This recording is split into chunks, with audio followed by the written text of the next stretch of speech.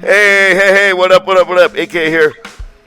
Today we're going to take a couple pedal boards and we're going to make one pedal board. And it's going to be my all-purpose board. I was using this one that we're looking at for metal, and the one I just opened was all-purpose. And I'm going to take what I like from both of them, and I'm going to make something that will probably be my main pedal board for everything. If that's something you're interested in, stick around here on the Broke Single Guitar Show.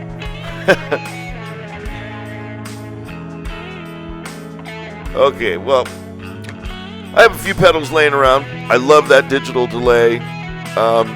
The chorus right there is not really my favorite, but this Mxr Distortion 3 is going to be my high gain. And I don't know about that, Marley.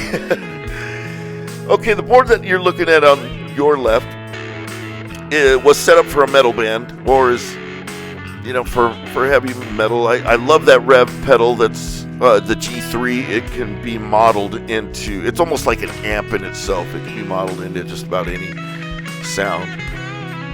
And we're going to use that again.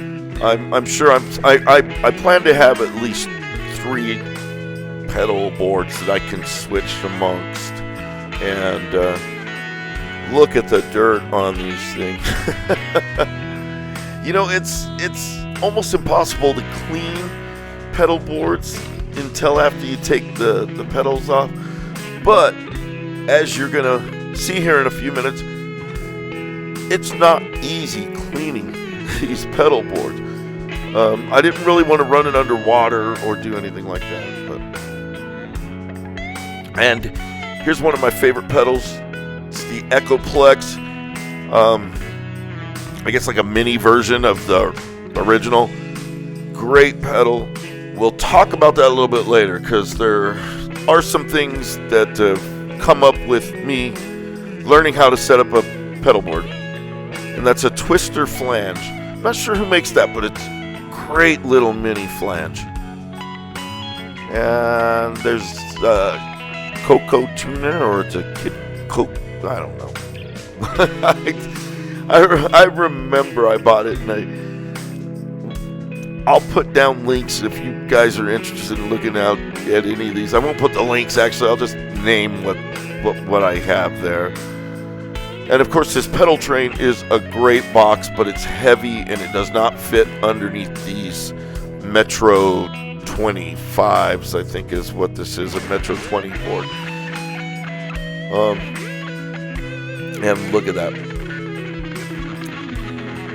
And it gets that way pretty quick. I mean, these boards aren't really that old, so keep in mind it's probably better to keep them inside cases, or if you have a bag for them, just to keep a little bit of the dust off. But I keep these in their boxes, and they still accumulate everything that is in its environment. Sometimes even drinks and and ashes. Now the Memory Toy is a really great pedal. It does sound like the original Memory Man, and it's probably going to be something very relevant at the end of this video here. And this is a nice little looper by Licado. It was like a $60 looper or something like that, and it's incredibly powerful. I think I might do a demo on that just because I love that looper. And here we have the Mxr Univ. And I usually set the speed at really slow, and then the level kind of high, and the depth all the way. I like that movement sound. And here, the Otraki power supply. It was under $30. I thought I'd try it out. Did not realize that it wasn't going to work for every pedal. The first thing, it's all the outlets on it, all the power outlets are only 100 milliamps. And in the end, the Echoplex requires 240. And as you can see, these really aren't easy to clean. I actually took my barbecue grill steel brush and started scratching everything out of the hooks. You don't really have to worry about the loop side of the Velcro. It's the hook side where just dust and anything and everything settles in, and it's really hard to clean. So, but be careful with the barbecue or with the metal brush, because it does tend to fray the ends a little bit. And I'm just going to sit these on here without pressing down. I don't want them to stick, because some of these are going to have to move around, especially if you notice that all the input and output jack plug holes line up, and it can cause conflict with your pedals.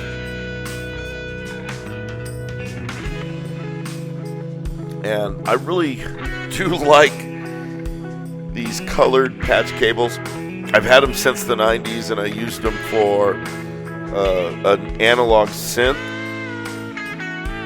and they turned out to be my savior, because they're really pliable, or flexible, I guess you could say is the word. They're flexible, and they're easy to work with, and you can bend them anywhere. And I also have these short ones, because some of these pedals are going to have to line up side by side, and it can be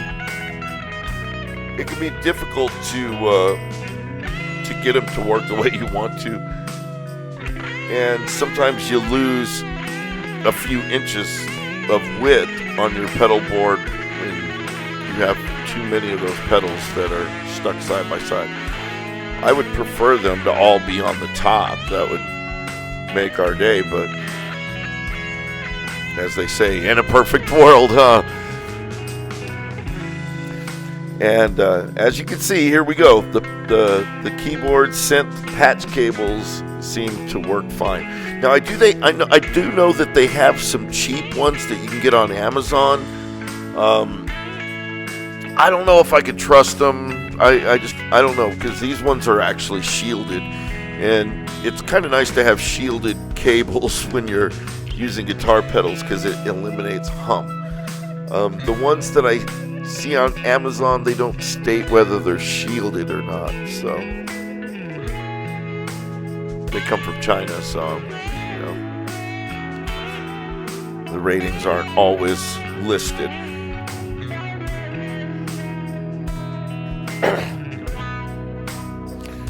And like I said, unfortunately, I was not able to use the Echoplex. So you will see the Memory Man back in place after this video is done. And that was what it looked like at the time. And I don't know if you noticed, but there's a big goof up that I did.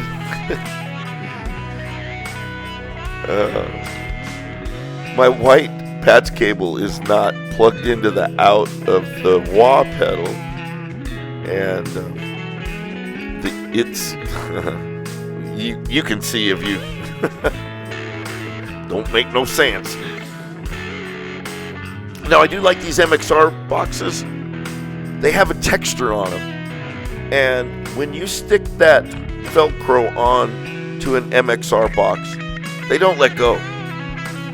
If you noticed earlier in the video, the Rev 3 pedal, when I pulled that off the board, the Velcro was still stuck on the board, and the pedal was, clean.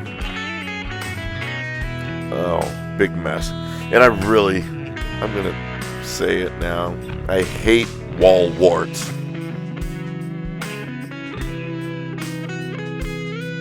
And as you can see, the power supply is numbered 1 through 9. So I'm going to actually wire them all up in sequence from the 1st to, I think, the 7th. And I think what kind of caught my eye is I seen somebody else using one of these one of these power supplies, and they have the bright blue LEDs on them, and it lights up your whole board. And that was kind of one of the things, the reasons why I bought it. I'm like, $29? Hey, that thing looks cool, man. And you know, like I said, it does have its limitations. Keep in mind, if you want a pedal or a power supply, if you want a power supply that's going to power everything you have, this may not be the power supply for you, because, like I said, the Echoplex requires 240 milliamps, and each one of those outputs only puts out 100. Now, some pedals may require a little bit more, like 120 or 140. They still work fine. It's when it gets into the 200s at 9 volt is when you get a really loud whistle. At least that's what I was getting from the Echoplex. And it wasn't until I went and I looked at the specs on it, and I went and got the box and read, and it says 240 milliamps, which seems to be a lot for, you know, a small pedal board. I've seen some of the bigger pedal boards that, you know, have all the mod switches, and they require more, but it is what it is. And I'll have to probably see if I can find a smaller power supply like the Otraki that does have a higher milliamp output. And I'm going to tie this off, make them look all nice and neat, and we'll just go through the pedals. I'll click them on and off. I subliminally have already been playing this pedal board as I'm talking, but I'm talking over it, so I don't know if you can hear it. But it's a pretty standard sound. Now, here's what I mean about the smooth. The smoother the object is, the less that Velcro is going to stick. So I used a little bit of hot glue. I used the low temp hot glue, and I don't think that's ever going to come off. Just another use for my paint brushes.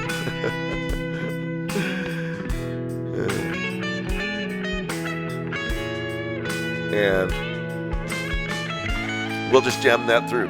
Now, while I'm here watching myself build this board, I do want to remind you guys that I am giving away a Harley Benton DC600 vintage white 3 pickups.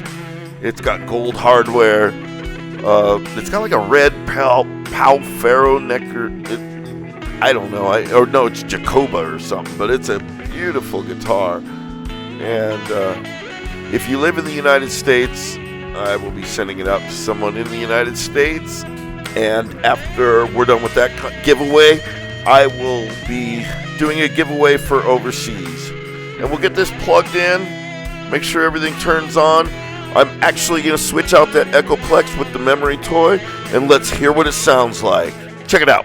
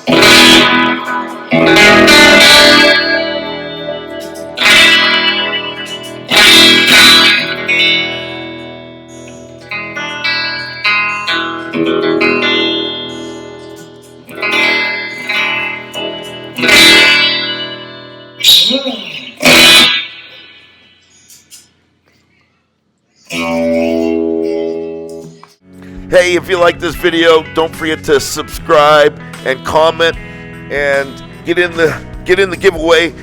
Let me know what kind of pedals you're using, and hey, I'll see you guys next week here on the Broke Single Guitar Show.